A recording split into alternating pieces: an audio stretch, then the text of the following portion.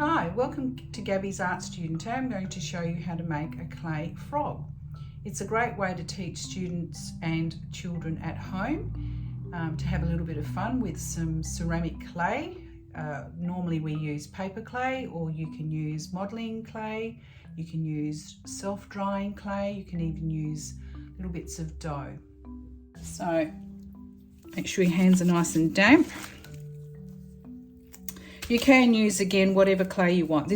You can take this to a pottery place if you don't have a kiln, and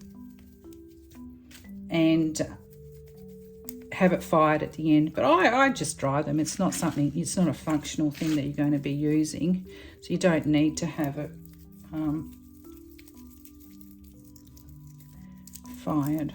It's a little bit too much water on my hands just then. This is what happens when you put too much water on your hands. It gets a little bit sticky. Okay, so round and round. See if you're making a meatball. Okay. And then just tap it around. Hold it in your hand like that. Push your thumb in and start creating a pinch pot. So pinch by pushing your thumb out and pinching these two fingers in, holding it quite tight. The problem with this with younger students is they tend to pinch it out and you end up with a saucer rather than a pinch pot. So make sure that you're always keeping that nice dome shape at the bottom. Pinch it round and round. So I'm pinching it going like that.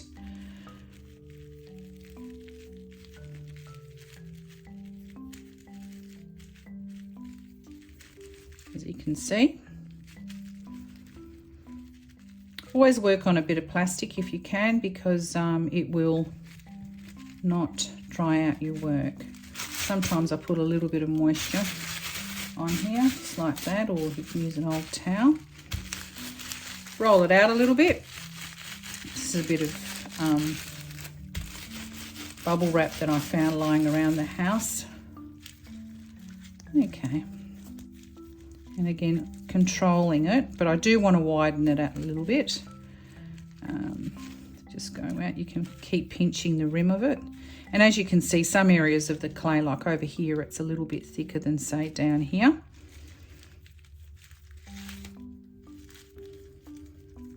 Okay. Okay, so you've got a basic pinch pot for the frog. So I might just sit it down like that. I intend for that to be the body of the frog. Right. And that is going to be the mouth of the frog. So I'll put that aside. If it's really hot, I would advise that you put a little bit of Glad wrap or some plastic over the top of it so it doesn't dry out while you do the different sections. Then I'm going to take a little bit more clay, tiny little bit more water. Again. Roll out the clay into what we call a coil. So you've learnt two things. That's a pinch pot and this is a coil.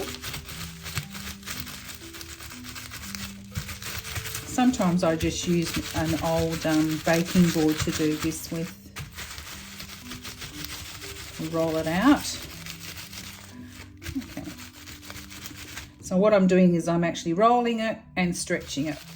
Roll, stretch, roll, and stretching at the same time, and you can see that it's slowly getting longer and longer.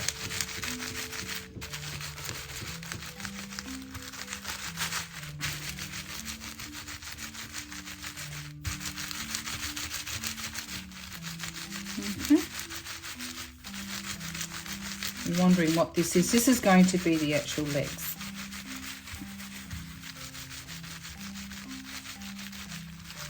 Okay, so on the base of it, I'm going to use a modelling tool, score it. This makes it quite muddy,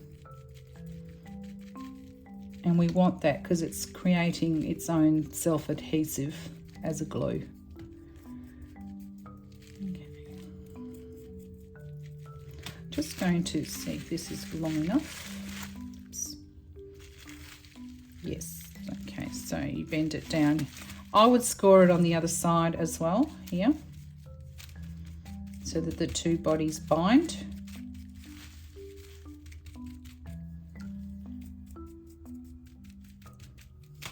Right, and then take the two, add a little bit more water just with the tool, make sure it's nice and runny, soft.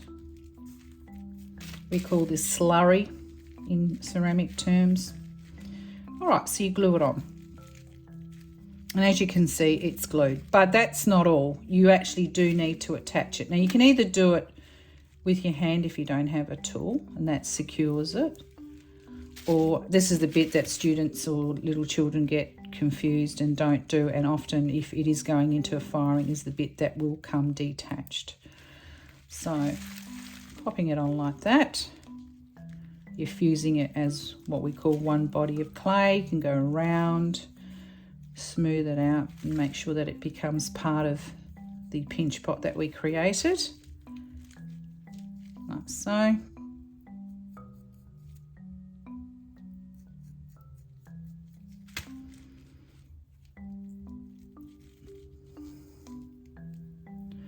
Rub your thumb around it. You might want to put a little bit more just underneath here.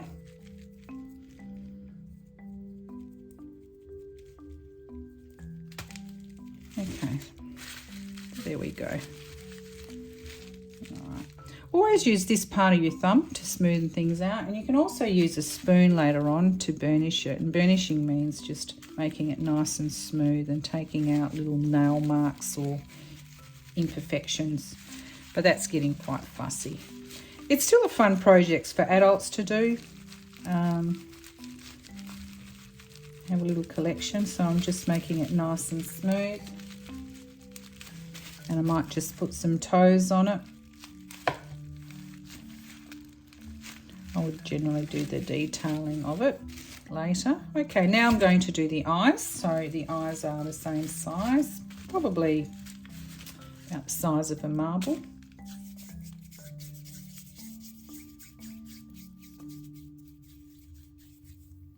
Okay, so that one there. Don't have to be the same size. And with children, you wouldn't get them the same size either. I like to keep my hands a little bit damp, and the same thing. Again, scoring the top because we want it to stay glued on. We don't want it to fall out. Because even if you just pop it on and you don't actually do this particular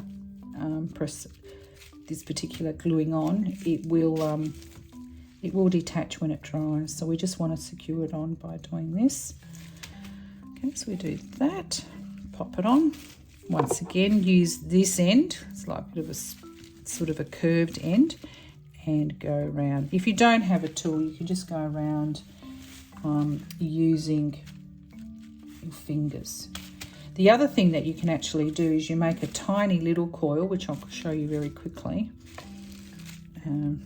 Very like a spaghetti coil, and you wrap it round. Once it's glued down with the slurry, you actually, to make sure it's really secured. So if you are building really big ceramic pots, it's a hand building one. It's one that I do use quite a lot. And again, just run a little bit of water, pop it around here, use a tool, blend it in, and that will secure that eye to the rest of the body quite firmly. And I could have done the same with the actual leg, but I'm not too fussy about it because I wouldn't do this with young children. It's too fiddly and too complicated, and they don't have the skills to do this. Okay, so we've got our frog.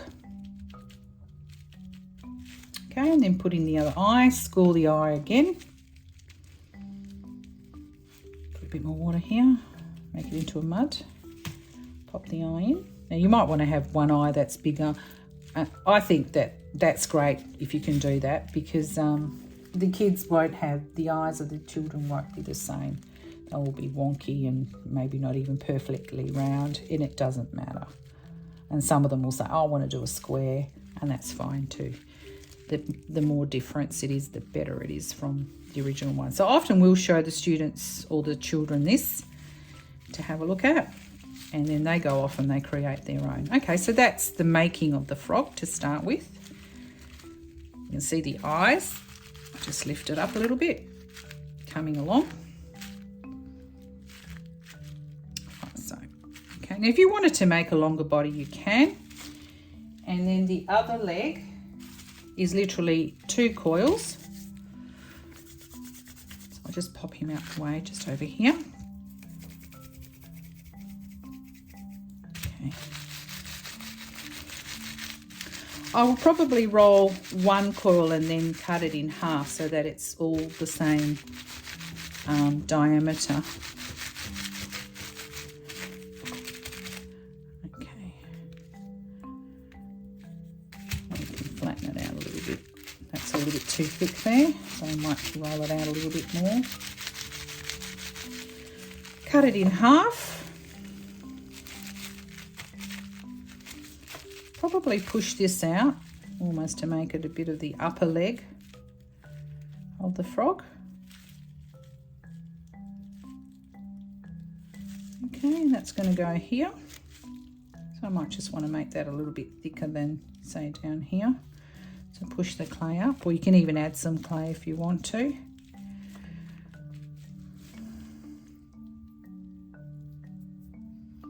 So like so. Like that. I think I might do it like that. Okay, so swap it round, do it like that. Yeah. Okay.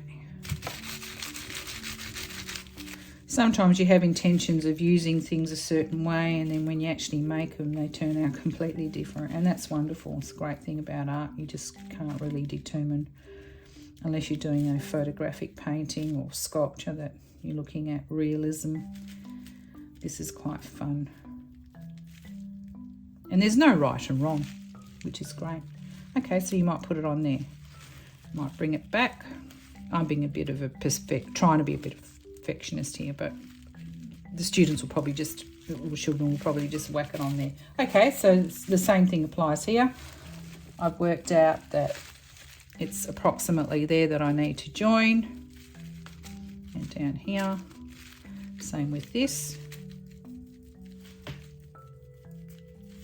Okay.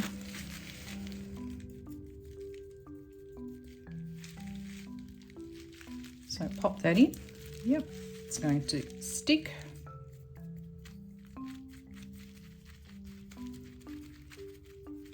Then I'm not going to do a coil, I'm just going to use my fingers, and I'll just use the end of the tool here to smudge it in.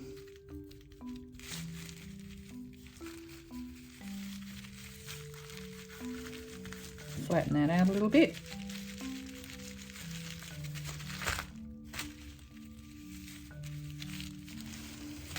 Okay, and the same with this side here.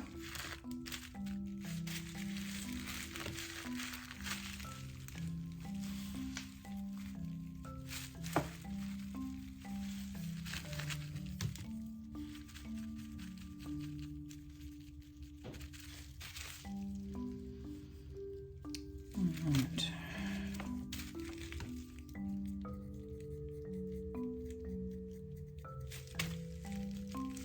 Pop it on. Use your fingers to blend it in so it becomes one body. Now if you wanted to add a tail you could, but I'm going to leave it the way it is. I quite like it as it's a caricature. Okay, I'm going to flatten around here. Have a look at it from front on so that it's similar.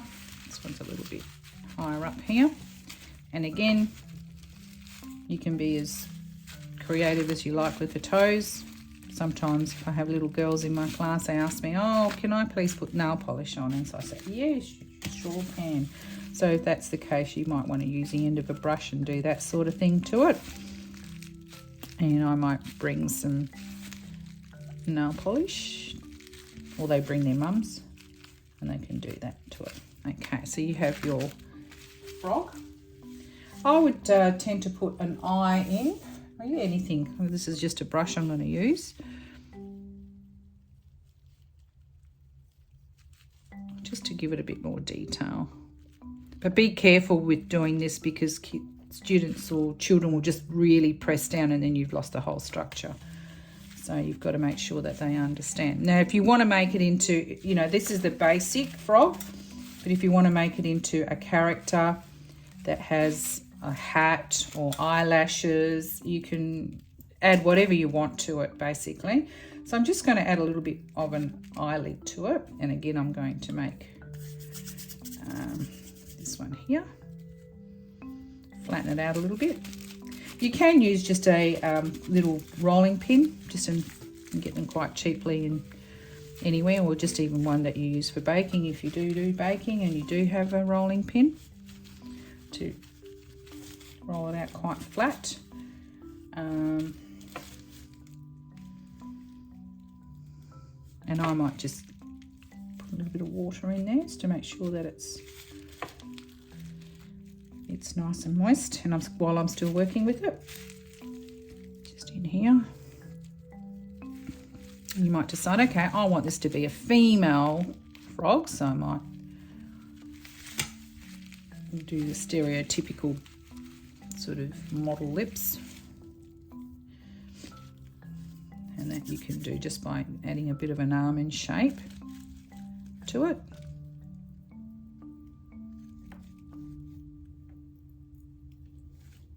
So again, anything you attach, always score it, and then you're guaranteed it won't come off.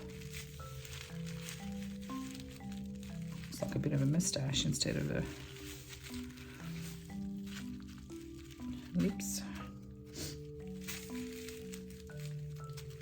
Okay, and this one here as well.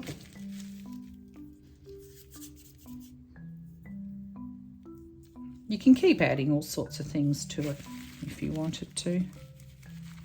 I mean, if you have an hour, usually something like this with 10-year-olds probably take about a good lesson, an hour. I generally do a demonstration and then I pre-roll a lot of the stuff. But if you've got a younger, I'm going to show you how to do a younger frog for young, well, not younger frog, sorry, a frog for younger children. Okay, so then you can go back, and this is the fun bit, is that you can actually start really decorating your frog and bringing out features and refining the frog. Now you might decide that I think that frog needs some teeth or a long tongue. So again, see the clay's already starting to dry up. It's a little bit hot where I am. So just bang it out. Sometimes it's good to have an old kitchen knife. This thing here is okay, but it's not quite sharp.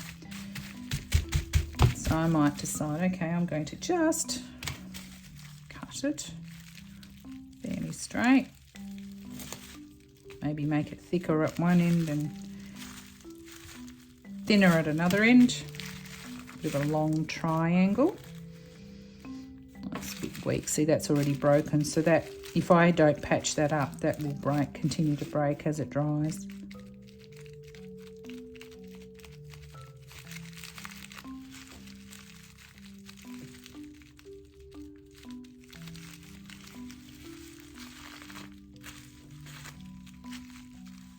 So I would attach that like I did everything else in here and over here. You can see it inside. Pop it in there. Now if you want things to smoothen out, this is where you can put a little bit more water. Okay, so he's got a long tongue to catch his insects. And some children will be quite creative and want to put an insect on the end of the tongue. That's fine. They can make a little worm or something like that, or a little beetle. Okay, and we're going to roll it up because that's what they do. So you might want to tell them a little bit of a story about how frogs work and how they catch their prey. And then they can go off and make a frog. Okay, it's a little bit crooked on the mouth, but that's okay. Okay, so your frog rolls up. I don't want any cracks to appear, because if you start seeing cracks, what will happen is when it dries, it tends to just crack away. It's quite fragile, especially when you've got pieces like this. So this is a bit of an experiment. I might come back and see once it's dry that it's not quite what I want it to be. So that's a frog.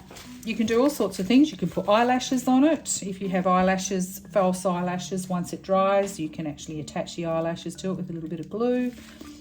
You can paint it up different colours. You can spray paint it one colour. It's entirely up to you. All I've shown you is to how to create structure. And as I said, I have used paper clay, but you can use dough, you can use self-drying clays, you can use modelling clays, you can use plasticine, you can use just about anything that's kneadable. So I'm going to mix up some colours, just showing you the frog, rotating it around. It's dried up nicely. Put them over here. Okay, so it's just a matter of making some colours with what I already have. Thinking of a purpley colour. So mixing up a little bit of the crimson. We'll try this ultramarine blue. You only need a little bit of blue to make the colour, and see what happens. One of the brushes, probably best to clean. Still got some green.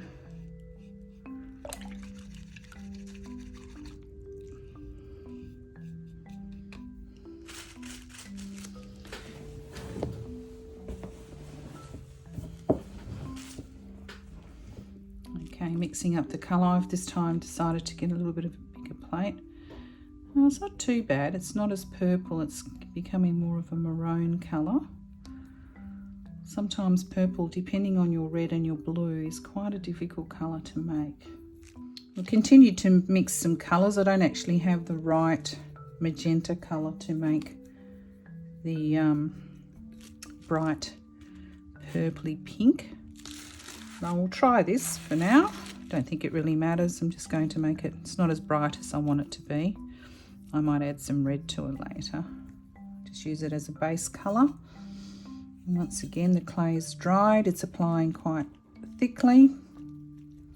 Here I'm using the same sort of clay, which is, paint, which is Ateliers. Any sort of acrylic. Watercolours will be a little bit translucent, so you do need to use a thick paint. I wouldn't use oil paints, not with children, young children. It's too messy and does take a little while to dry. This paint is absorbing, the clay is absorbing the paint quite quickly.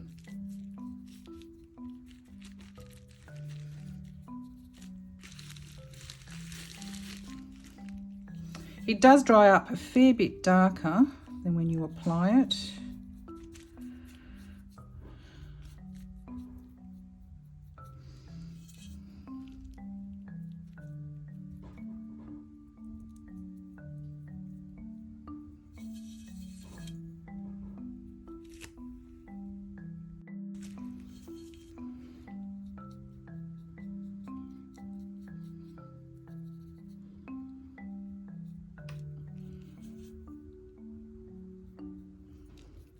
If you have the opportunity to glaze it, either through a pottery studio, they do look absolutely fantastic, and maybe even getting a slightly green speckly glaze.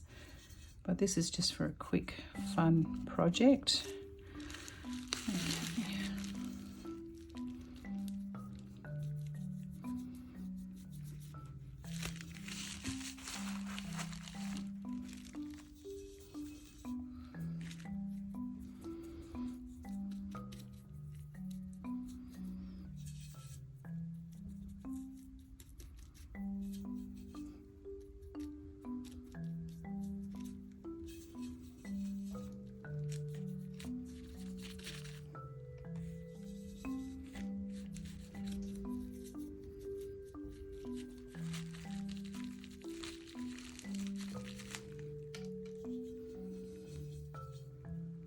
Just dab it into the crevices so that even if it's not the exact purpley colour, At least it won't be white.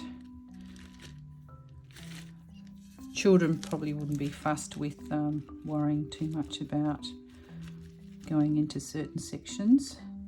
So I might just leave the tongue as it is. Go around the border of the mouth and into it slightly. Probably decide to leave the teeth white, and I'll do the eyes a contrasting colour. If you can get the colour magenta, it is a really beautiful hot pink colour. I don't happen to have it. I don't mind this colour though. It's a little bit muted, but works quite well from what I'm trying to achieve.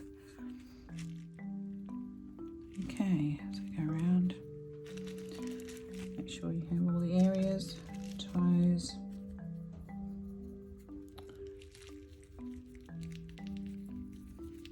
All right. I might decide to do the mouth inside a little bit darker. So I'll mix up, just wait for that to dry for a few secs. Okay, so we've got a little bit of the darker red and then the crimson. And I'd go in, have a look.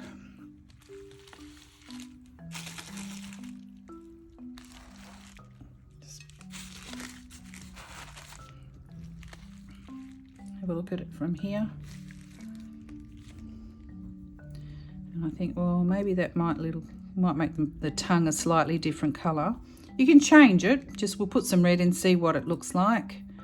And if it's too much red and we want the tongue to be red, we'll change it. I think I'll make the tongue a different colour completely, just as to add a little bit of contrast. As you can see, I haven't painted the base. You can paint the base if you want to.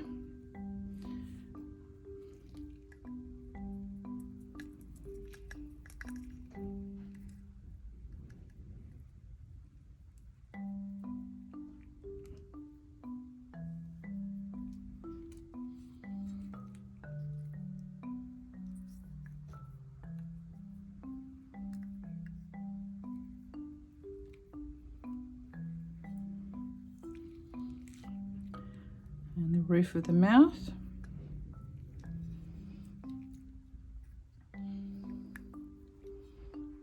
If you want to get a really quick paint sort of effect, any spray paint would be great on this, and it can just be one colour. It doesn't have to be multicolours. This is a bit hard to do. Sometimes I just leave them white and the children enjoy them, or just spray paint them with lots of different colours, and you don't get the distinction between the mouth and the eyes and the teeth. Just trying to get into those areas just by dabbing your brush. Sometimes it's hard to get in.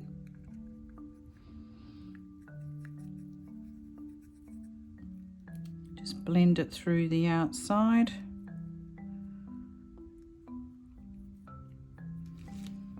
Okay, now I have a little bit on the tongue as well. I change my brush, use a dome brush in here.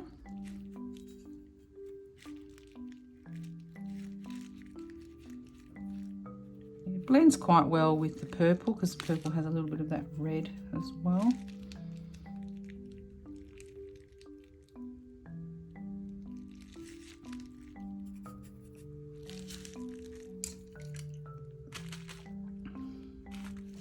Okay, now I might give, not sure whether to do a blue, I'll do the eyes first actually.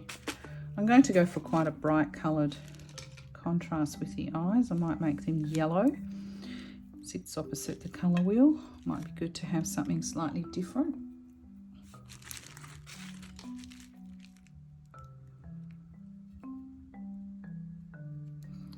Go around it in yellow. Oh, that looks quite nice as a contrast.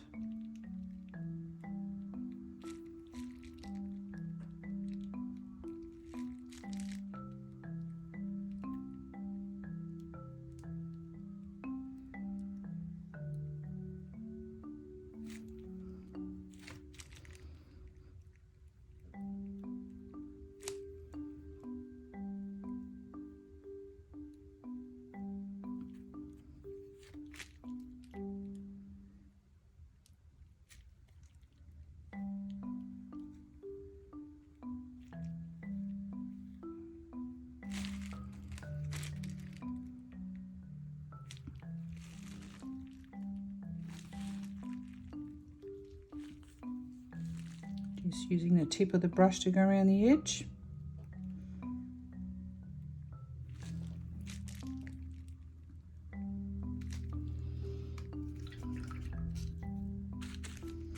Maybe a little bit of black in the middle. I won't worry too much about, this is a carbon black, so it's quite a black. Lends itself maybe to more of a blue black.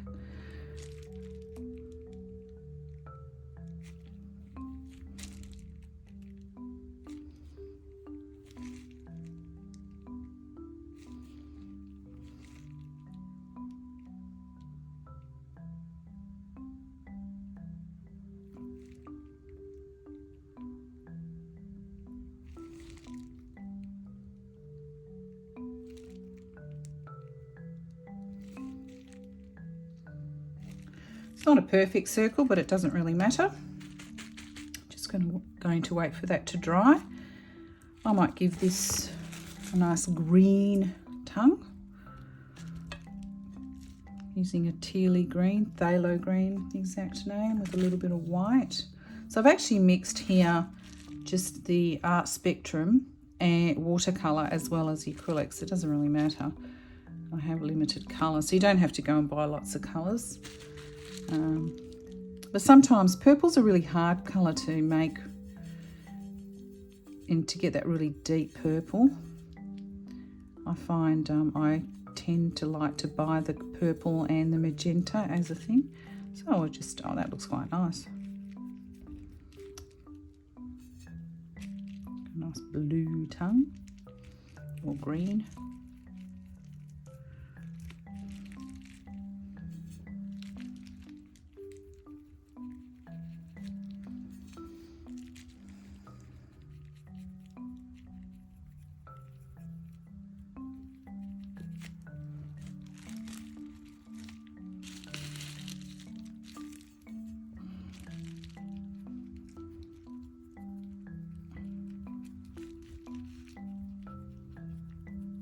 So the older children that have, say, 10, maybe a little bit older, that have the fine motor skills and enjoy spending some time away from their digital games, will spend the time detailing it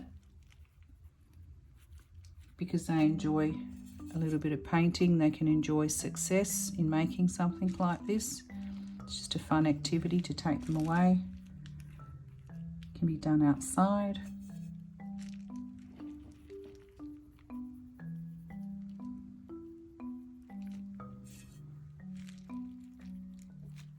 I'm not being too precious with it, although people might say that I am.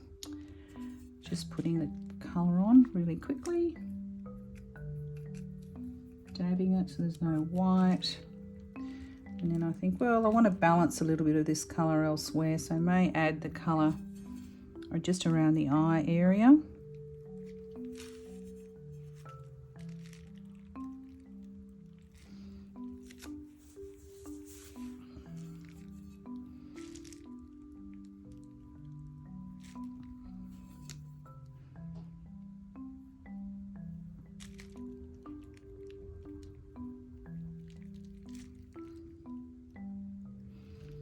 Starting to look quite nice.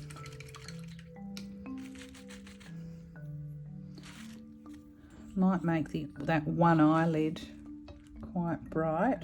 A bit of blue. One of my favourite blues is ultramarine.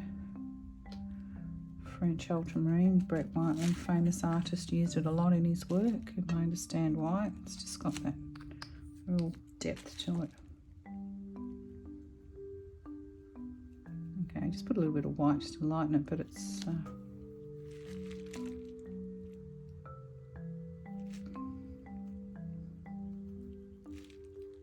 so you can use fluorescent colours if you have the opportunity to buy them or have them at home, and they look quite cool with little fun projects. It tends to be a colours that students really like.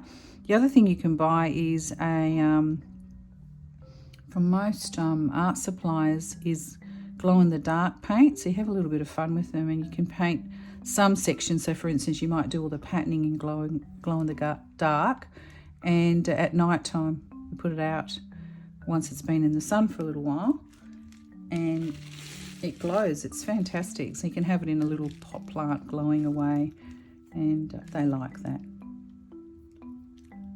That's some fun.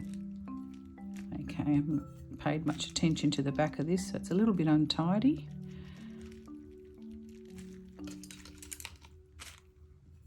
Go back round here.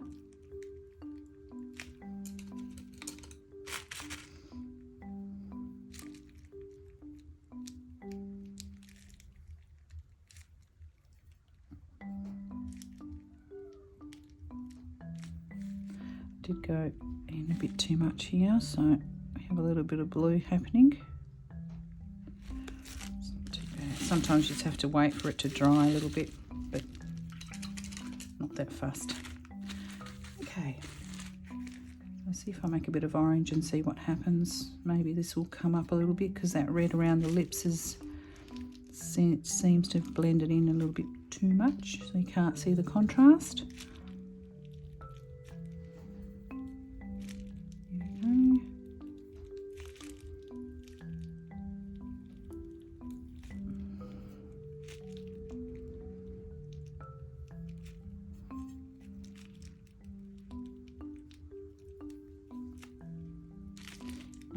You could put a little bit in here too, just to add a little bit of depth. Some shadow under the eyes. Makes it interesting. It's a bit sort of messy up here, so I'm just going to see if I can wipe it back a little bit just with a earbud. And I might just use a bit more yellow with the earbud, a clean earbud end. Oh, that's good. The only thing is it's going on the, it's hard.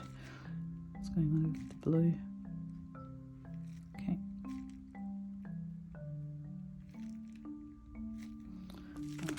Get the blue back in. Probably best to wait till it dries. I'll just try it. Yeah, it's turning it green because it's still wet. It's okay. We'll do that later. Okay, so I have a bit of a green tongue there.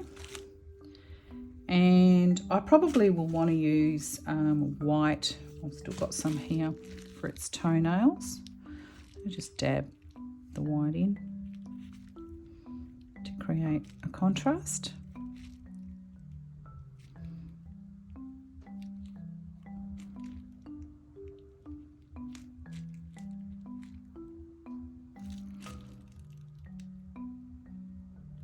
Oh, that looks good. And he brings them out.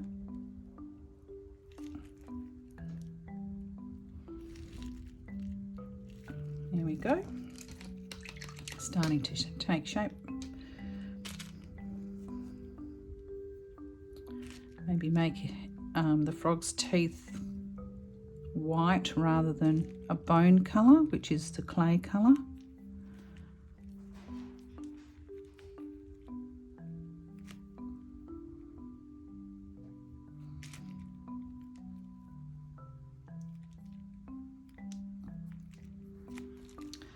I'm going to turn it round, have a look. It's pretty plain on the back, so what I intend to do, I thought I might use yellow as a contrasting colour. I think I'm going to spot it with a little bit, this is all experimental, with a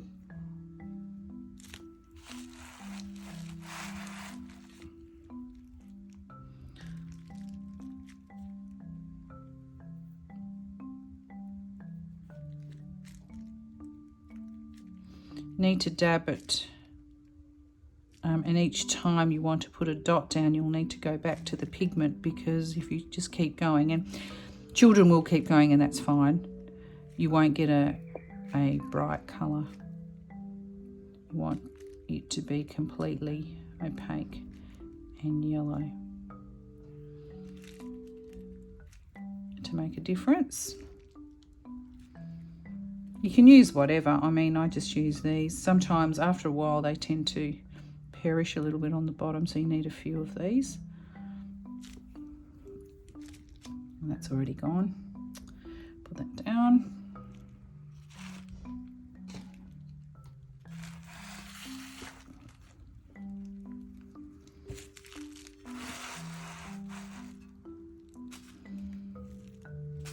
A bit more yellow.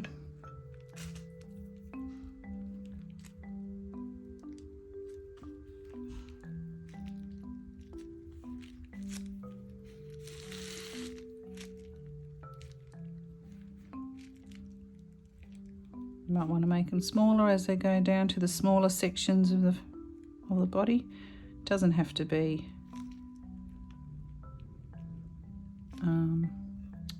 regular, it can be irregular in the way you apply them. You might have little ones around the face. You could use a toothpick to do those ones. I'm just going to roll it round. So one here.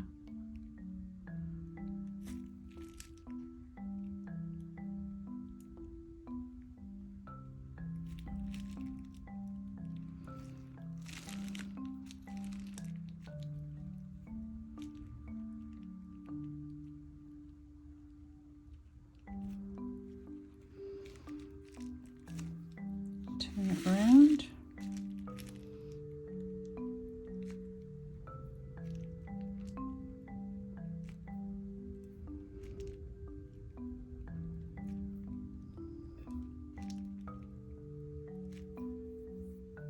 Flip it around and use the other side so you get a new section to work with.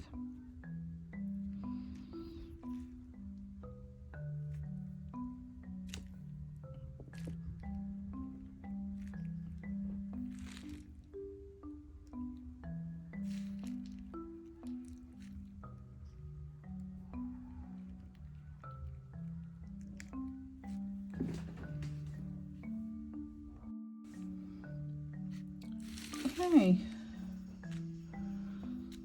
so just add a little bit more yellow to that, or blue actually, to the area that was, I had a little bit of blue on here.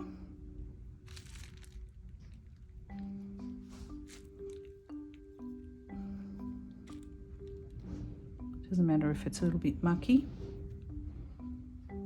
There we go.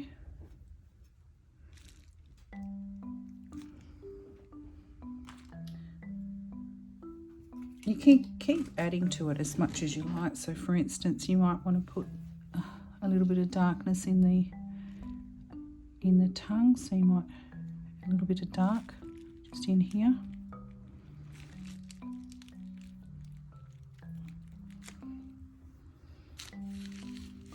And you have your frog.